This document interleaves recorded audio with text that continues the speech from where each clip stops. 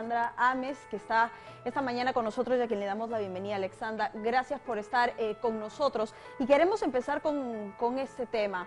¿Esto representa en la práctica el intento de querer tener un proyecto viable o, como bien decía uno de los expertos en la nota, es marcar el distanciamiento de lo que para Pedro Castillo es una figura presidencial ostentosa, bastante venida menos en los últimos años?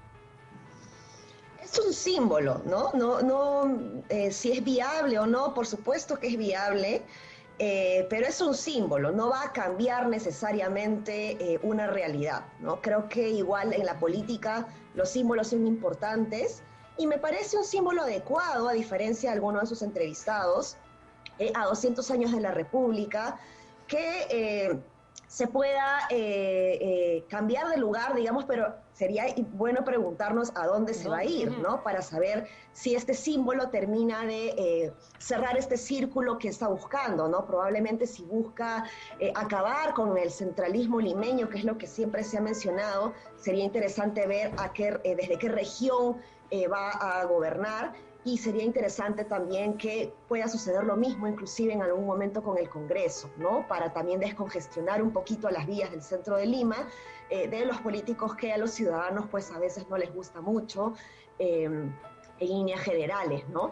Yo recuerdo que Pedro Pablo Kuczynski también cambió el MIDIS, por ejemplo, no sé si lo recuerdan, pero cambió el MIDIS que estaba en la sede de San Isidro y lo cambió al centro de Lima. Y nadie lo criticó, ¿no? Entonces creo que es un despropósito, una pérdida de tiempo criticar un símbolo que me parece interesante, ¿no? Ahora, es lo mismo un ministerio que el propio Palacio de Gobierno, en proporción, ¿te parece que es lo mismo, donde las garantías serían otras, apuntando sobre todo al tema de la seguridad del propio presidente, de su familia y demás?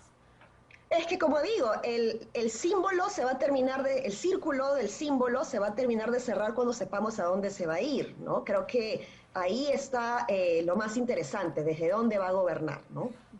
Ahora, otro tema que nos ha llamado mucho la atención y a muchas personas es lo que pasó ayer también con el expresidente Sagasti, ¿no? En la puerta del Congreso de la República, que no pudo pues ingresar para entregar la banda presidencial.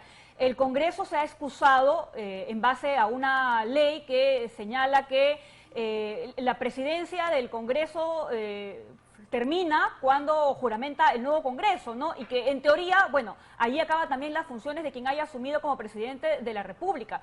Entonces estaríamos hablando de que durante estos 2 días, 27 y el inicio del 28, hubo una suerte de vacío de poder. ¿Tú cómo lo ves? No, definitivamente ha sido una mala interpretación de la ley, digamos, de la norma respecto a lo que implica tener un presidente transitorio, pero más allá de eso, ha sido un desaire porque lo que diga o no diga el protocolo respecto a si recibo o no al presidente saliente, no tiene por qué chocar con los buenos modales del nuevo Congreso, digamos, y poder haberle dado una deferencia a un presidente que ha estado gobernando por, bueno, pocos meses, ¿no? Pero por lo menos muy concentrado en la lucha contra la pandemia, ¿no? Entonces, sin duda ha sido un desaire, más allá de lo que pueda o no pueda decir el protocolo. Creo que somos gente, somos humanos, somos personas, y los congresistas también lo son y debieron darle una mejor atención, ¿no? Yo quiero ser maquiavélica, Alexandra, porque en política las coincidencias pocas veces existen, y lo que quiero saber es si verdaderamente esto fue una suerte de desorganización o es que Acción Popular intenta tomar revancha política luego de lo que pasó con el señor Merino y cerrarle las puertas al expresidente Sagasti como lo hicieron el día de ayer.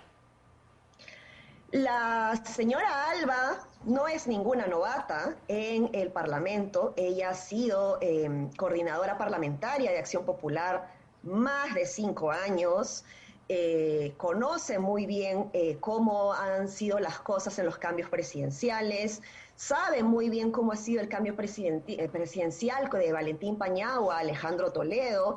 Entonces, yo diría que no hay ahí un desconocimiento en absoluto de cómo son las cosas, ¿no? Ahora, hablemos de lo que ha sido el mensaje presidencial. El presidente Pedro Castillo ha insistido en el tema de la Asamblea Constituyente para cambiar la Constitución y de alguna manera se ha dado cuenta de cuáles son los caminos que va a poder y no va a poder transitar, ¿no? Ha anunciado que va a presentar un proyecto de ley al Congreso de la República para hacer la reforma pertinente en la Constitución que abra la puerta justamente a hacer una modificación de mayor envergadura. ¿Tú qué evaluación le das? Porque él lo que ha mencionado es que se podría llegar incluso hasta un referéndum. Yo creo que es muy importante que él pueda sostener en su mensaje presidencial que va a respetar no solo los mecanismos constitucionales que son importantes, sino también la decisión de la gente respecto a este tema. Y ya sabemos en la última encuesta que ha publicado el IEP que el 61% de la gente pide un cambio, pero un cambio al modelo económico y a la Constitución también, pero un cambio moderado, ¿no? Entonces, creo que va a ser muy interesante, no le tenemos que tener miedo a un debate respecto al cambio constitucional, siempre y cuando esto se haga con la debida información para que los ciudadanos podamos tomar las mejores decisiones.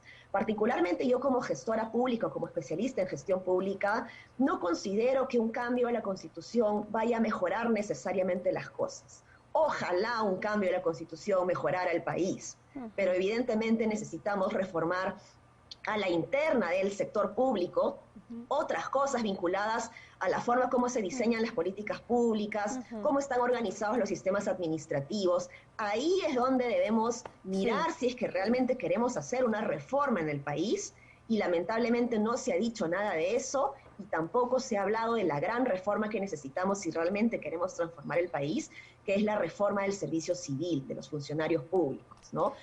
Hoy, en este momento, 29 de julio, estoy segura que hay muchísimos funcionarios públicos o servidores públicos que no saben si se van a quedar más tiempo en el transcurso de estos días, ¿no? Entonces, no puede ser que cada vez que haya un cambio presidencial, los servidores públicos que van ganando experiencia, van ganando la experiencia con las fallas que van haciendo, pero esa experiencia, al fin y al cabo, sean cambiados permanentemente, ¿no? Entonces estamos viviendo este efecto Penélope en donde tejemos y destejemos. ¿Quiénes van a entrar ahora? ¿Qué capacidades tienen? ¿Qué experiencia? Entonces, evidentemente necesitamos tener una carrera del servicio civil que nos permita justamente aprovechar esta experiencia y que sea meritocrática para que de verdad se pueda atraer y permanecer el talento del sector público en el Estado, ¿no? Hay tanto por hacer que esperemos que tener las cosas claras, sobre todo con la designación del gabinete que va a ocurrir el día de mañana. Gracias, Alexandra, por haber estado.